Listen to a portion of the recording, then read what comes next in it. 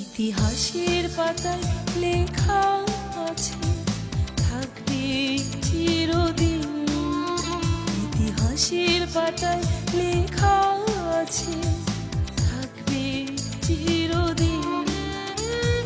৭৫-এর ১৫ই আগস্ট ছিল এমন দিন, সেদিন কাঁদলো পুরো বিশ্ব, বাংলাদেশটা